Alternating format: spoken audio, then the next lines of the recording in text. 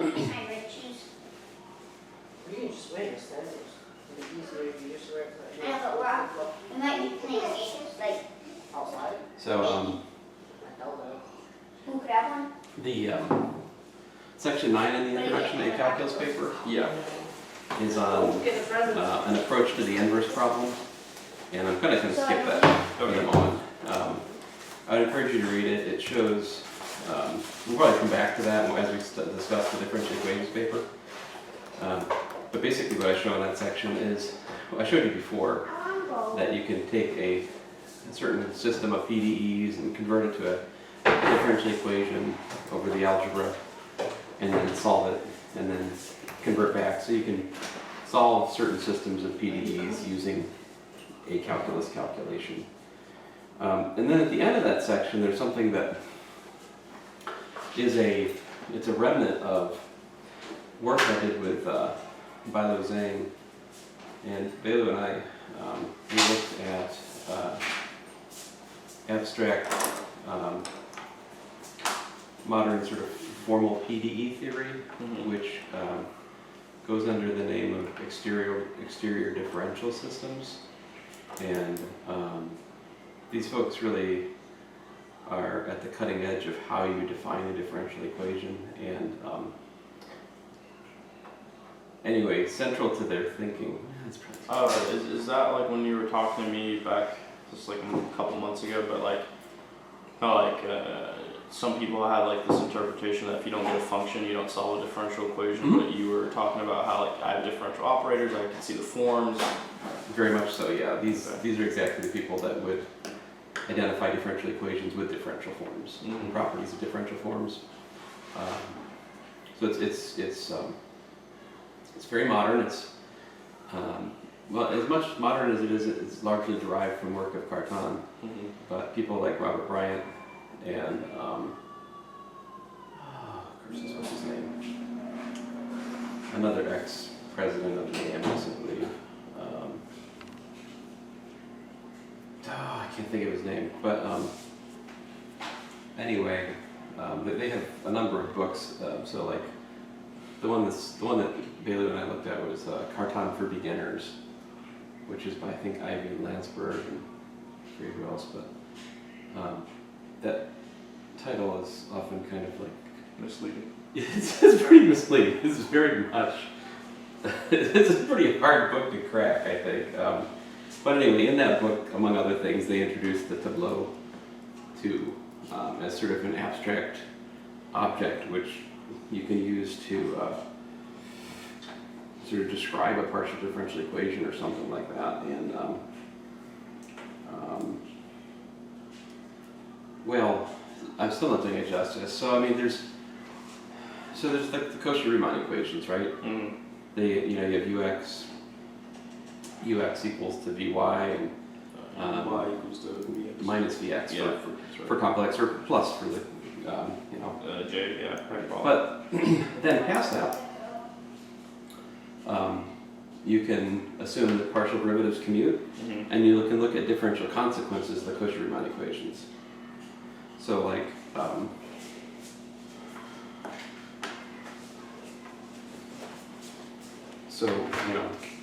here are Cauchy-Riemann equations, right? Ux, vy, vx is minus ey, right? So, okay, so if we differentiate this with respect to x, we get uxx equals to, vyx. And if we differentiate this with respect to y, we get vxy equal to minus uyy, right? Yeah. So just remember that when we use the subscript notation, That's one partial, that's another partial. the last one written is the one that it's kind of confusing, but what I'm trying to say is fxy is actually partial y of fx is the. Yeah. It's a little bit. No, when we were going over the wave equation, I kind of had to assume that that's another partial of that. Now, in some sense, it doesn't matter, right? Because we're always working under the assumption that partial squared partial x, partial y is the same as that, right? Yeah. In other words, vyx is equal to vxy. So if you impose this, right, this symmetry, and then you go back up to here, right, what do you get? You get uxx equals to vxy equals to minus uyy, right? Mm-hmm. And what does that give you? Well, that gives you that uxx plus uyy equal to 0. So this is the traditional, typical way you see the Laplace equation derived from the Cauchy-Riemann equations in your complex analysis course. The stuff I did last time with translating algebra equations to partial differential equations is very much not standard. Oh, okay. That's a consequence of the research that I've done with students and so forth. I mean, I am certain that it is known to a multitude of people who care about these things, but it is not widely communicated in books. In any event, this is the Laplace. This is the standard Laplace equation, right? This is a differential consequence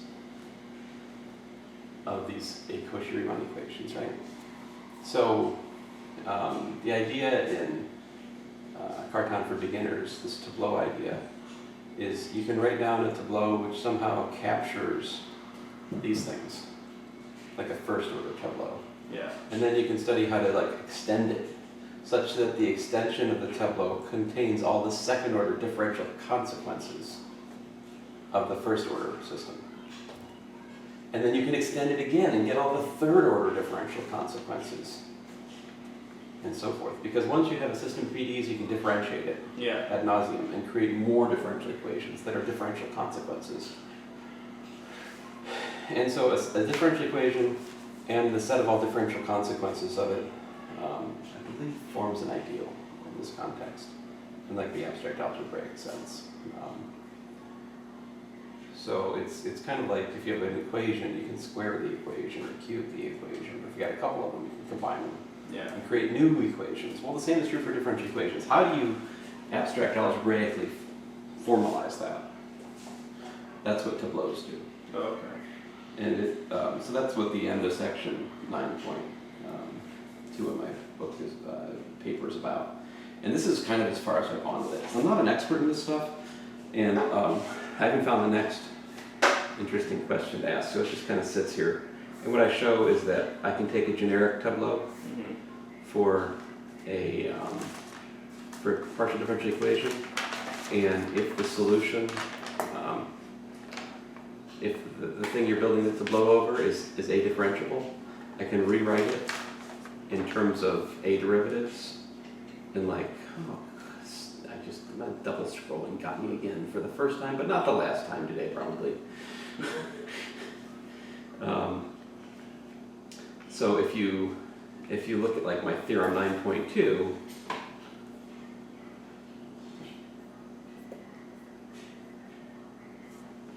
this was kind of surprising to me that I could make use of that equation we found last time to convert partial derivatives to algebra multiplications, and if I kind of whack the tableau concept over the head with that, it also allows me to write the tableau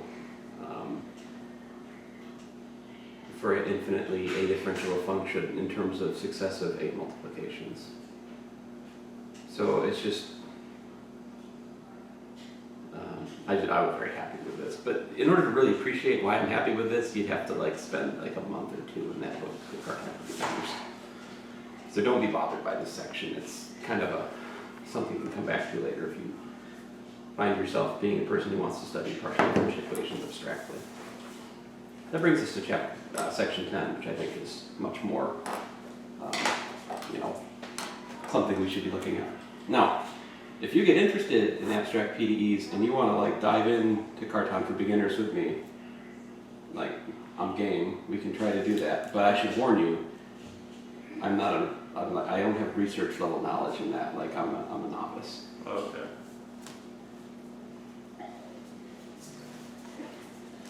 When I say I'm a novice, I mean I understand more than like 1 in 1,000, 100,000 people in the general population. But as far as the topic is concerned, I'm a novice. I mean, like take Cal 3, I mean, pretty much in that ballpark. This is true. I think if you take Cal 3, you're like, you know more math than like 1 in 100 people, right? I would say even more. More than 1 in 1,000? Yeah, because how many people like lose it after they that class? Ooh, good point. I hadn't thought of it that way.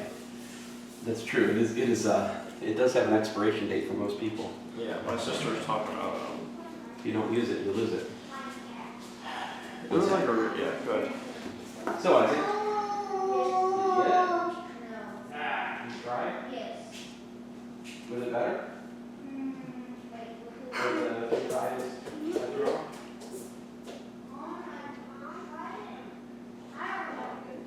try to do it. We're like almost in the game we play. We're almost to the end of something. If we get one more, we get 24. So it's like 350,000 points. If we get 2,500 more points, Yeah. then we make it like the highest level, which gets you like 25% more reward stuff. But then there's also like this particular card you get, which would make our one character like way more powerful when we get it. So it'd be nice if we got it, but like we're hung up on this one boss. So, but his fingers are faster than mine, so I'm encouraging if you can take a break from the Fortnite and try to win it for a minute. Sorry. Okay, so yes, complex integration. Let's talk about it a minute. You had a question? Or? No. All right. So I know you haven't had the pleasure of having complex analysis yet, so I'll try to be brief. But so essentially, this is it. Given a function u plus iv, which is a mapping from some, let's say, domain D, which is a subset of the complex numbers again. And path, let's say, gamma, which is from a subset of the reals, of course, to well, let's say it fits inside the domain of f, all right? So all I'm trying to write here is that we've got a complex function with real components, u and v. So u and v are real value. And there's a path, all right? Then the integral along that path of f of z dz, all right, is literally equal to the integral of f of gamma of t times d gamma dt dt, where this is from like let's suppose that I is equal to, say, the closed interval from t0 to t1. Right.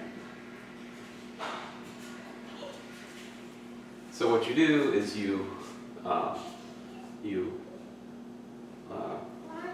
plug in the parameterization of the path into your complex function, you multiply by the derivative of the complex path, and you integrate.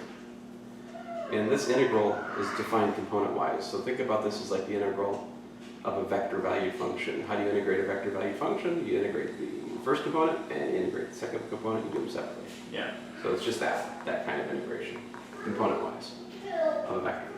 And okay, with this, we can write out more fully. That's really the integral from t0 to t1 of, let's say, u plus iv. Notice that that's actually a complex multiplication right there, all right? This is a complex multiplication. Yeah. So u plus iv, and these are both at gamma of t, but I'm going to suppress the of gamma of t here. And d gamma dt, I'm going to write that as dx dt plus I times dy dt. So here I'm assuming gamma is like x comma y. What's that, Benjamin? Matthew turned off your TV? No way. Matthew, turn off his TV. Matthew? Matthew? Daniel, could you turn his TV back on? He was watching, what? He wants Avengers. He wants Avengers. I think the Adventures of Avengers, I think is what. Okay, so here I'm, using the usual like abusive notation. This is the x component, the y component of the path. So like how do you differentiate a vector? How do you differentiate a space curve? You differentiate the x component, the y component, Yeah. something like that, usual. But the difference here, of course, is that this is a complex multiplication. So multiply that out. Oh yes, okay. So we got u dx dt minus v dy dt. All right. dt. And then plus I. I'm gonna pull the I out. All right. Okay. So really, what I'm doing is I multiply this out, and then I'm using the definition of integration, which is you do it component-wise, right? So like this is the real component of the integration, and then the imaginary component of the integration right over here, and that has in it like v dx dt plus u dy dt, all right? But now, if you know your calculus 3, you can recognize those as just plain Jane. Those are just regular old garden variety line integrals. Yeah. So this is really what we would typically denote like integral over the path of u dx minus v dy plus I times the integral of v dx plus u dy.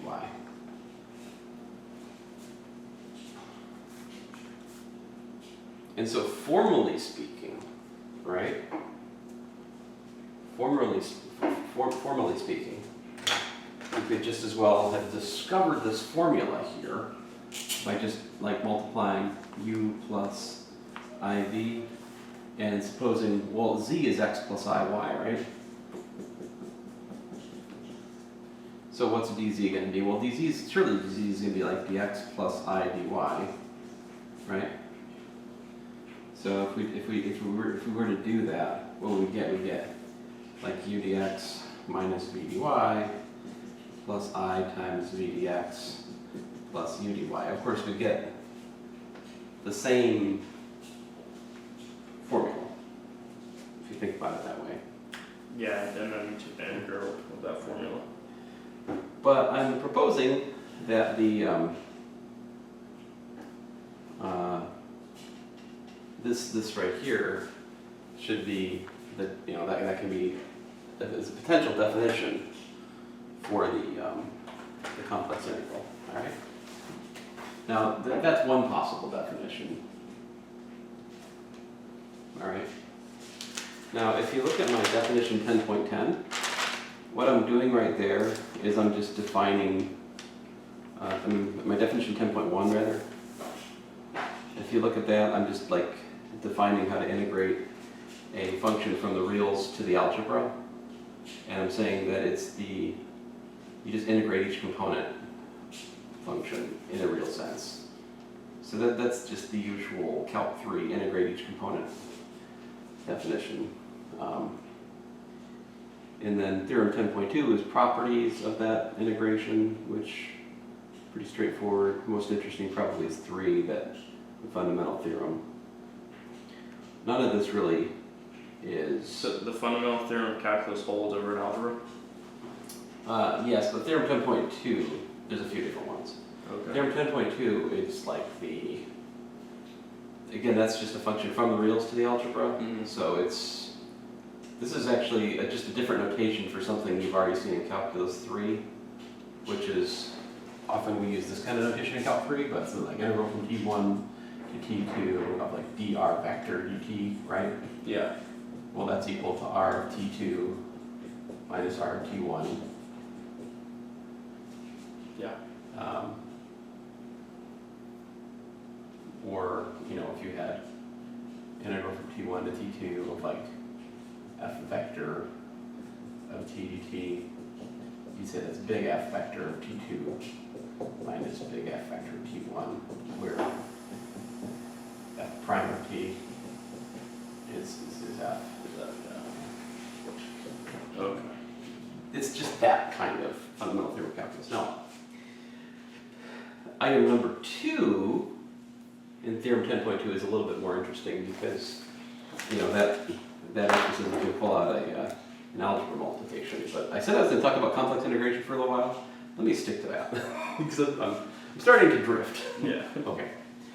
So this is a potential definition of the complex integral. Now there's another definition which you'll sometimes see, which is based on the Riemann definition.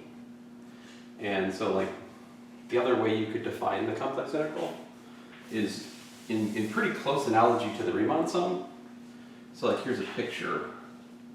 If we're going from say gamma of t naught over here to let's say gamma of t1, right? You could take that and you could just break it into, you know, little segments like this. Well, I mean, there's a curve, right? So draw a curve. So there's my path, and I could take that and I could say, well, I'm going to call this z0. I'm going to call this z, you know, n, and then I'm just going to, you know, kind of make little piecewise polygonal approximations for this thing, right? You know, so like here's my z1 and my z2 and so forth, right? I can partition the path into like endpoints and then make a piecewise linear approximation to the path. And as the limit as n goes to infinity, I'm getting a pretty accurate representation. Well, I mean, an exact, in some sense, representation of the path, right?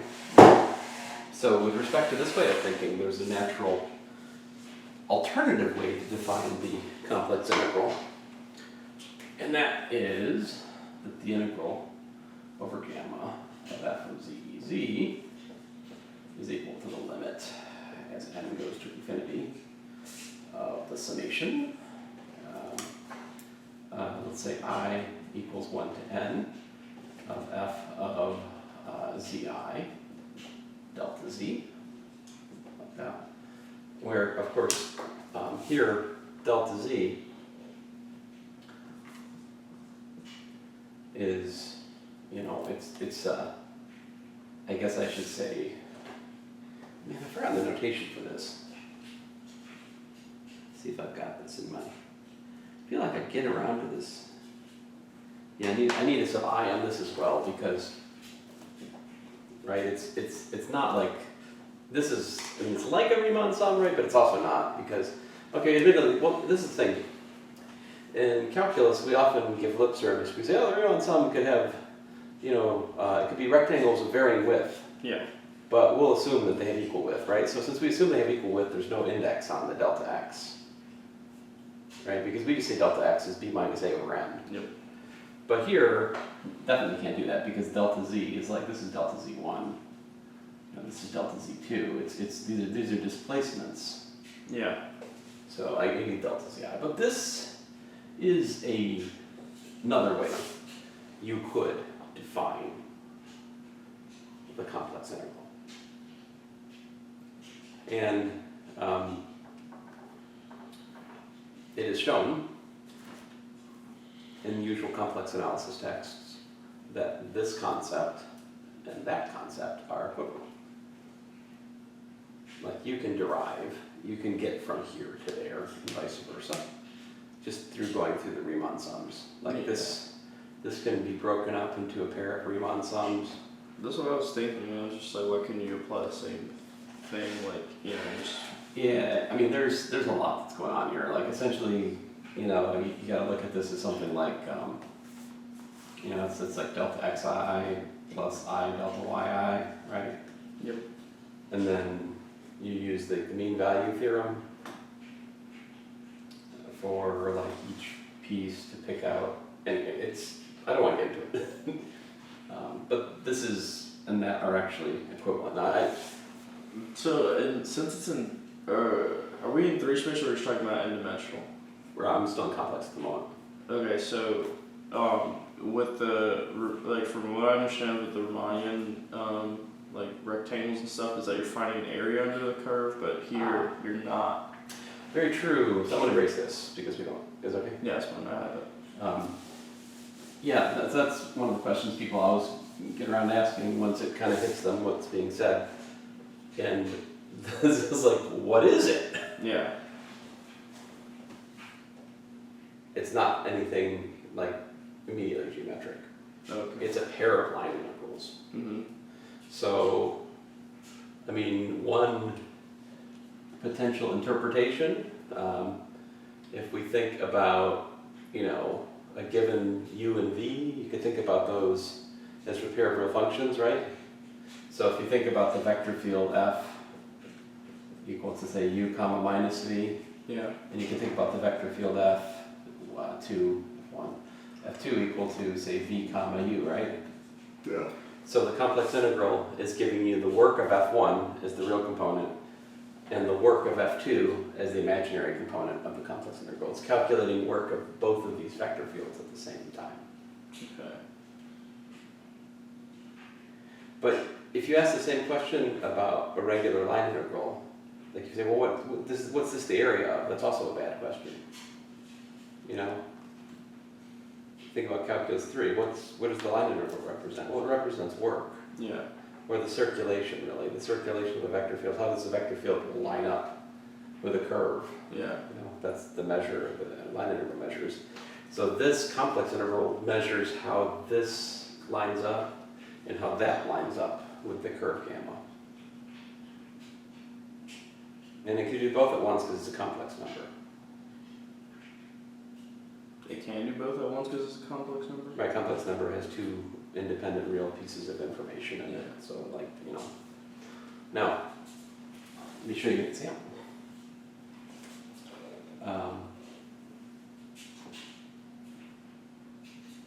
Let's see here.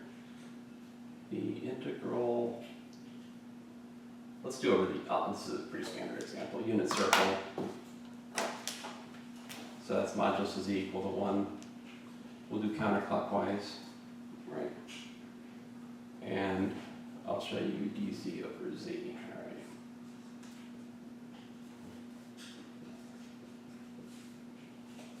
I'll call this example 1. All right? Yep.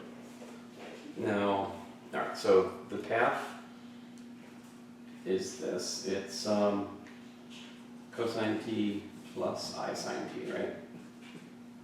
That's a parameterization of the circle, but goodness gracious, we should really call that e to the it because, that's just so much easier. So, I'm supposed to do what? Integral from 0 to 2 pi, right?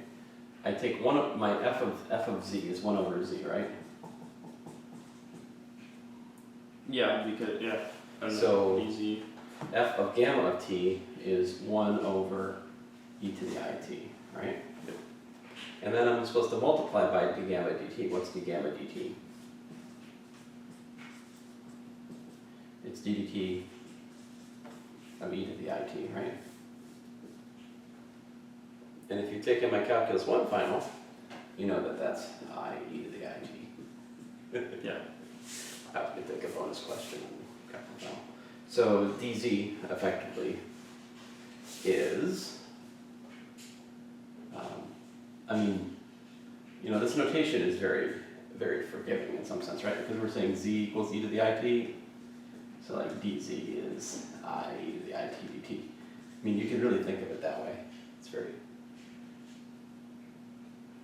So if you plug it back in, you get 1, so you just get z. Well, we get I e to the it, right? Yeah. dt. So we don't get 1, we I mean, get I. So we get I times dt integrated from 0 to 2 pi. So we get 2 pi I.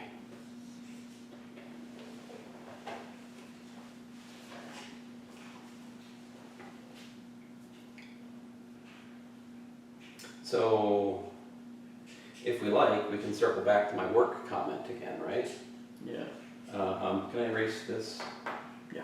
Okay. So, all right.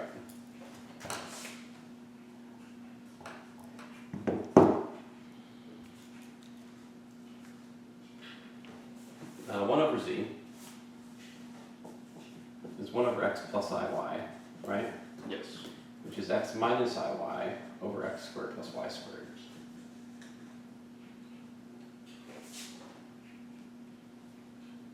So that's x over x squared plus y squared minus, or rather plus I times minus y over x squared plus y squared, all right? This is u. This is v. So we have that the integral of u dx minus v dy over the unit circle, which I'm going to call c.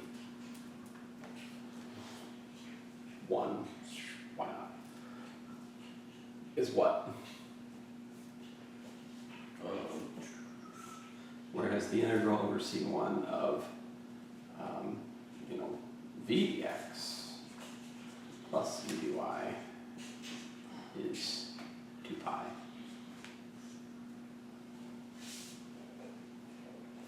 The first one, you're plugging u, plugging v. And when you integrate, you get. So getting c1. So you look at this integral, right? Yeah. It has an imaginary component. What's the real component of the answer? 0. 0, right? This is the real part of the integral. There's no I dependence here, right? So like we can equate real and imaginary. I equated the imaginary parts to get that was equal to 2 pi. So this is 0. 0.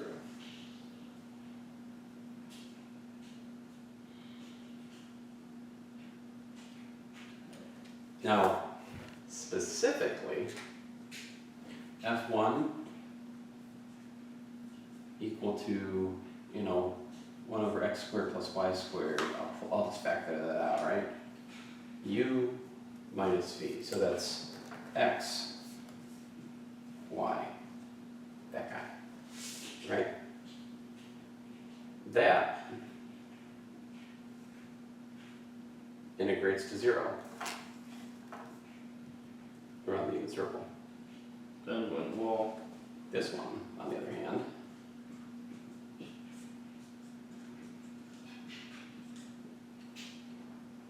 minus y yeah. integrates to 2 pi.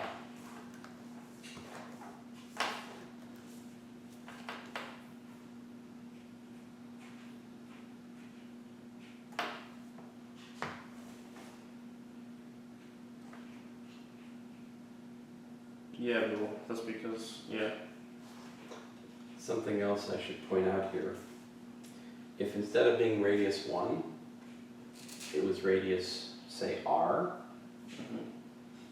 all that does is multiplies this by r and multiplies that by r, and they cancel. So in Yeah. fact, this results holds over a circle of radius r.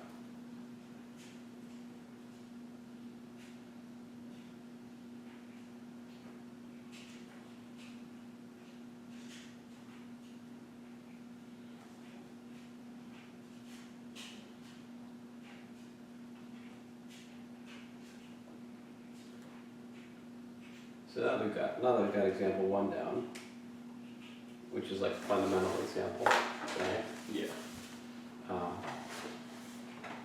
You could easily adjust this example a little bit and show that if you have the integral over like dz over z minus, say, z naught, and then you look at the integral over z minus z naught equal to r, like that circle of radius r centered at z naught, that this is also equal to 2 pi I. So like you can move this example away from the origin if you want.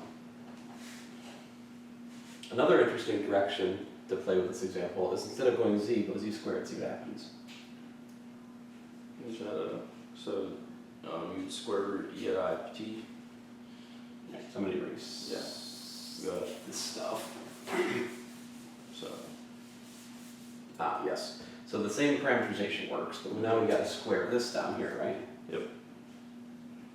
you just add r squared in a, but r squared's drop on you. No. You keep the r there. Get a 1r. Yeah, that's true. For one thing, we get 1 over r, and I over r, right? Yeah. Integral from 0 to 2 pi. Looks like we got an e to the minus it, right? Yeah. Now the integral of e to the minus it. It's e to the minus I. Mm-hmm. Yeah. And then Yeah, just like that. Mhm. Evaluate from 0 to 2 pi. Wait, didn't the minus I just pop out up front when you integrate the e to the I? Why do you throw it to the bottom? That's differentiation. The integration. Other way. Oh, yeah. Okay. But anyway, it really doesn't matter. I mean, that gives you minus 1 over r, Yeah. and we have e to the minus 2 pi I minus e to the 0. Yep. These are both 1. Mm-hmm. This is 0. Oh, so it still holds. Yeah. In fact, you can easily replace 2 with And n. yeah, and then You know, instead this becomes n minus 1.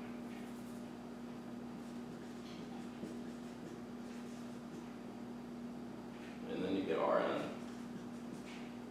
Or Rn minus 1, right? 0 provided what? N not equal to 0. 0 is fine. Yeah, and because you don't need the R. There's one place where division by n minus 1 doesn't make sense, which is n equal to 1. Right. But this also makes sense for negative n. Yeah. So basically we have the situation that the integral, and you can generalize this to like another point, z minus z naught to the n power dz over the circle of radius r counterclockwise oriented. It's equal to 2 pi I Kronecker delta n comma minus 1.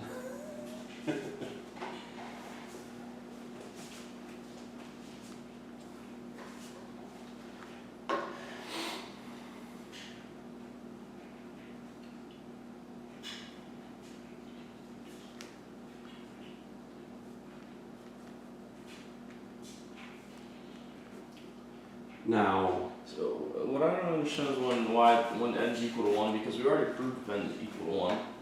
this 2 pi I. Huh? Yeah. Right, that's a special case. That's the one case where it doesn't work out to 0. Okay. Everything else is 0. Now,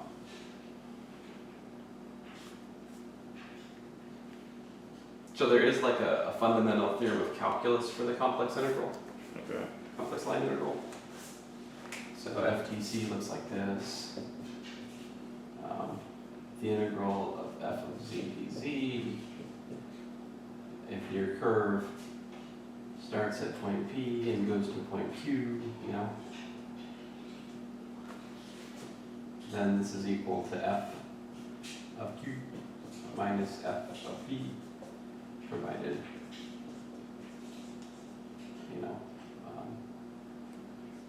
f prime of z equal to f of z near the curve.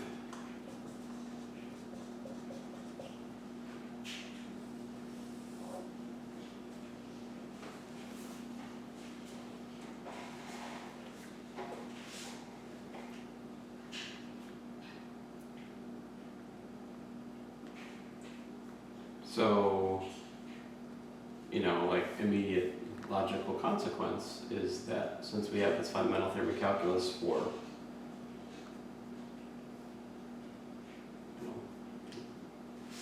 case, if you ask yourself the question, well, little f of z is 1 over z, can I find an antiderivative of it? Little f of z is what? If little f of z is 1 over z, can I find a big F? Yeah, why couldn't you? Because if I could go all the way around the circle, Oh, you'd find a 0. I should find 0, Yeah. but I don't. Which means I can't necessarily find an antiderivative for the 1 over z function unless I limit the scope such that the curve doesn't go all the way around. So like you would go from like 0 to like as it approaches 2 pi. Mm-hmm. Like you can't complete the circle. Yeah. Um, Yeah, but if you have the 0 point and you just go, isn't 2 pi and 0 essentially the same thing when we're talking about a unit circle? well, it is, but you can't get there because if you could get there, then this theorem would apply and would give you 0, but you don't get 0, you get 2 pi. Oh yeah. 2 pi I. Yeah. Um, Interesting. so, I mean, Gauss was aware of this issue in like 1810. Mm-hmm. You can read letters that he wrote about this issue to his contemporaries, but they're still, I mean, it's a fuzzy thing at that point, but there's something about path dependence you have to think about these things. And, let's see here.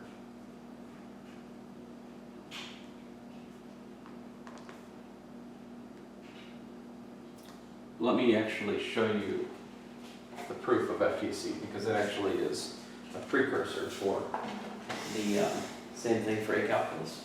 Okay. So the proof goes something like this.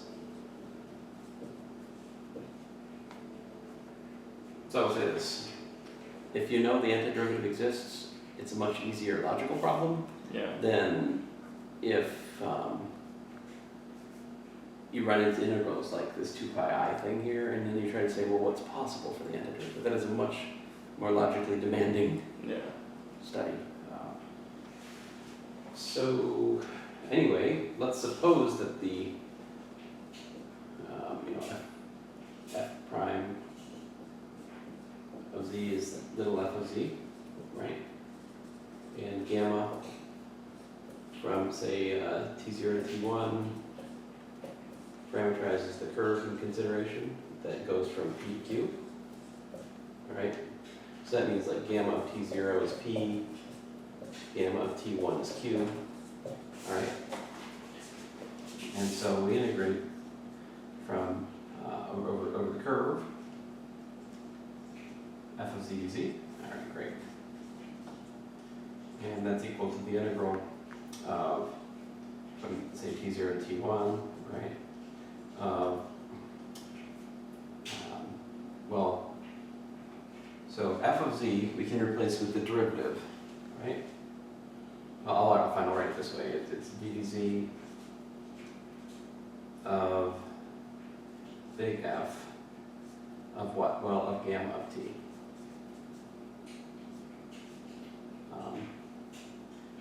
Times d gamma dt dt.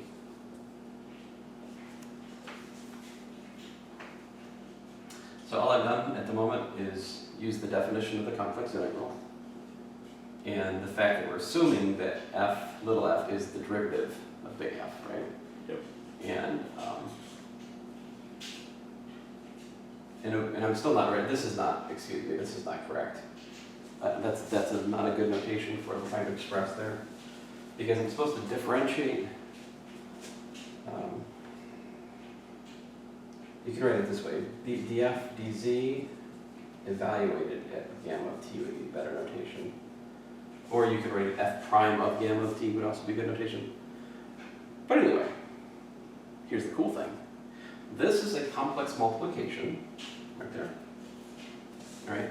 And one of the things that you prove in complex analysis is that there's a chain rule, which plays nicely. Oh, we actually saw the chain rule last time, but Yeah. the chain rule says that, well, maybe this is a special case of the chain rule actually, but anyway, this is ddt. of f of gamma of t.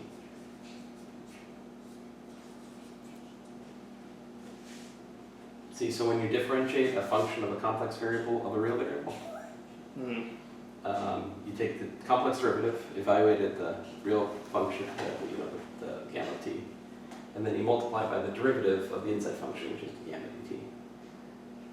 But there's a couple different kinds of differentiation going on here, you understand. Like this is a function, f is a function from c to c, gamma is a function from like the reals to c, but this is a chain rule that we can work out for it. And then, by the other fundamental theorem of calculus, like, is just f of gamma of t evaluated from t0 to t1. Yeah, okay. Which gives us f of q minus f of p. So the critical step here, well, there's a couple critical steps. One is understanding the definition of the complex integral, but then the other big one is just knowing the chain rule. Right? This chain rule step right here was mission critical, and it turns out that, as we discussed integration over an algebra, both of those things work out just the same. So it's pretty, it is very nice. And so there are tons of complex integrals which you can work out real easy. If you can just write down the complex antiderivative, then you're good to go. A lot of calculations with complex integrals are based on what's often called the ML theorem.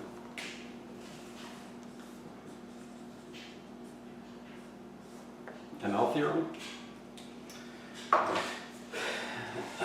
The ML theorem states that if you have the modulus of f of z is less than or equal to m for z, an element of the curve that you're integrating over, and if the length of the curve, which would be the integral over curve of, let's see here how to say this, well ds really, the arc length of the curve, okay? Mm-hmm. So if the length of the curve is that,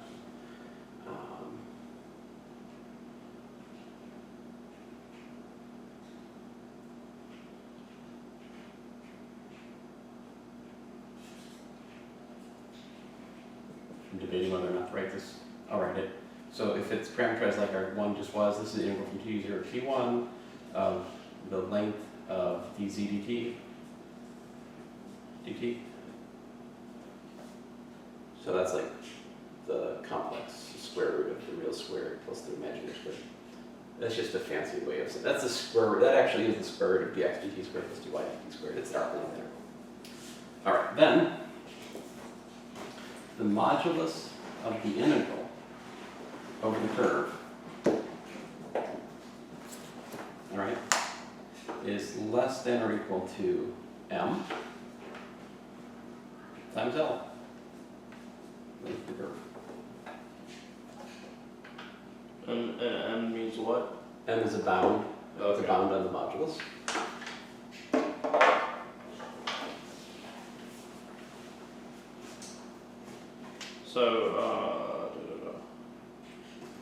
So that means the modulus f of z can never be greater than m.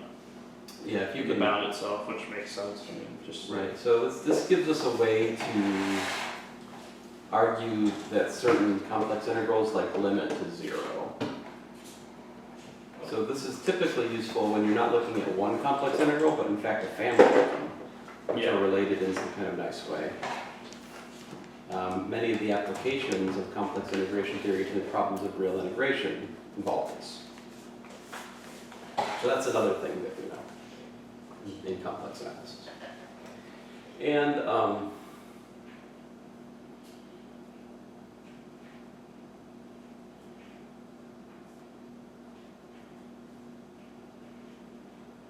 let's see here. Now I'll give you the big gun. okay.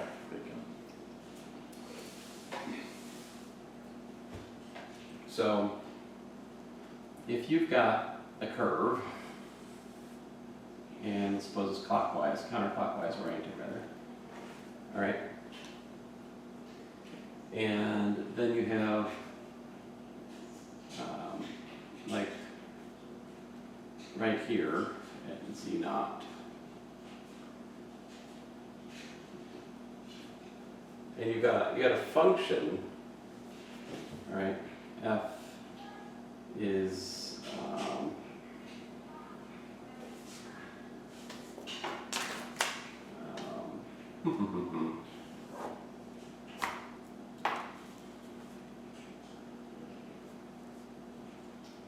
analytic.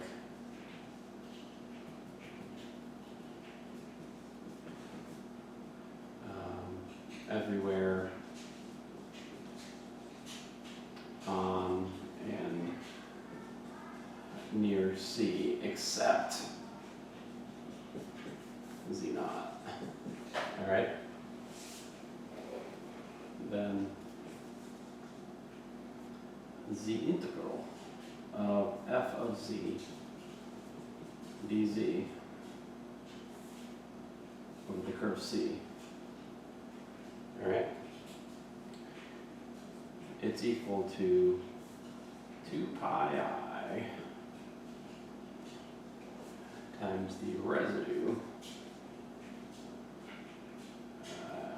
Z, residue at Z equals Z, well, the residue at Z naught, let's say, of f of Z. What's the residue? Exactly, what's the residue? Very good. Is that the distance away that Z naught is from No, the integral? it's nothing so simple. The residue is the coefficient of the Laurent expansion of f centered at Z naught. So, Laurent? let's see, f is analytic everywhere on and near C except at Z naught, and I should say where Z naught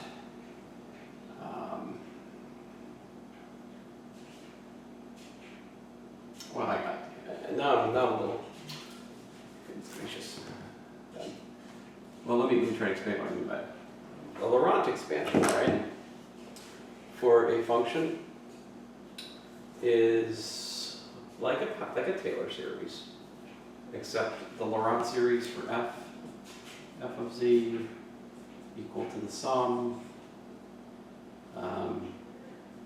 n equals minus infinity to infinity of, let's say, b sub n, Z minus Z naught to the n power. Now that's not, without further discussion, it's not a Laurent series just yet, where finitely many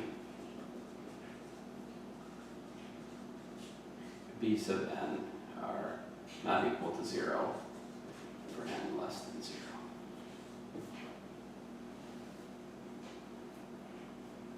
That makes it a Laurent series.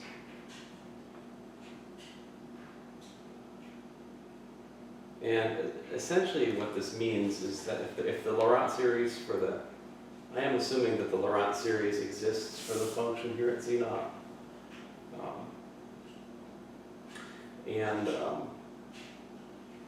That is essentially to assume that the singularity Z naught is a singularity which is not what's called an essential singularity.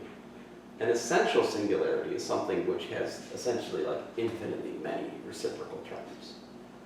This stuff breaks down. So is Z naught considered on the curve? No, Okay. it's inside the curve. Now there are theorems for when Z naught lies on the curve, then you can like encircle the curve with like a bump, and take the limit of the bump squeezing down. So what is Z naught's purpose? It's the one place where the function is misbehaving. Okay, so it's like almost a discontinuity? It's worse than a discontinuity. It's a place where the function's not defined. Okay. So the Laurent series, Hmm. it's they have annular domains, generally speaking. So they're defined like between circles of various radii.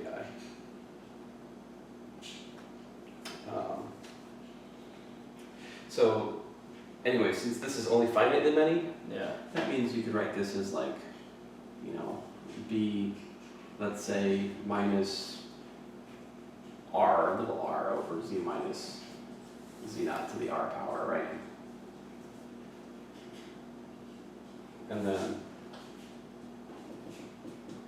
b minus 1 over z minus z naught, and then plus b0 plus b1 z minus z naught. Now, the stuff beyond over here, this is what we would usually call a Taylor series, Yeah. right? But these are, you know, reciprocal powers, so these do not fit into the standard Taylor series. But I think everybody who sees this for the first time, and so, all right, now here, I am almost connected the dots, but there's one other thing I have to say to make this all come together. And understand, so like when this is typically presented, people spend a couple weeks developing Laurent series, explaining how they work, what their domains look like, and then you go through this other more ugly version of this theorem that has nothing to do with residues, and then after all of that, finally at the end of the course, you come out and say, oh, residue theorem. I'm just telling you. Yeah. This is nothing more than b minus 1. That's the residue. It's the coefficient of the reciprocal term in the Laurent expansion. Yeah.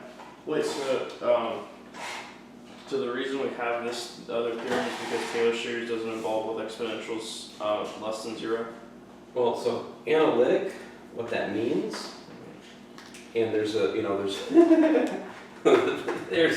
there's considerable build up to this. There's like a lot of different concepts going on, but analytic, I'll just cut through the noise here and just say that analytic means that the Taylor series represents the function at the point.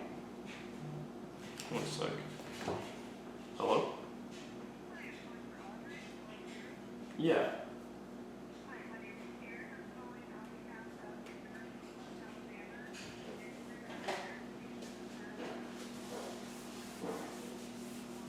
Okay. Yeah, I did.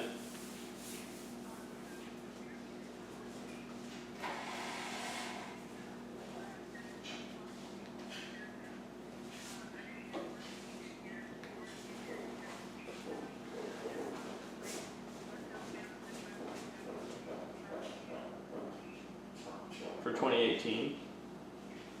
Okay, and how would I send that in?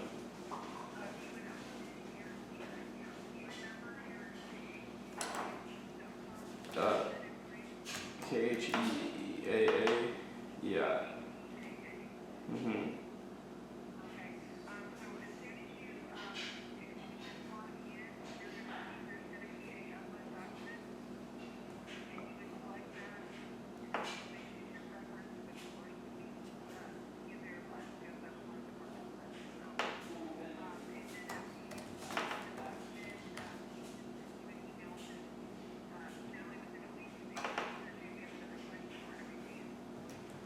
Okay, it's not letting me log in. Let me try again. Like my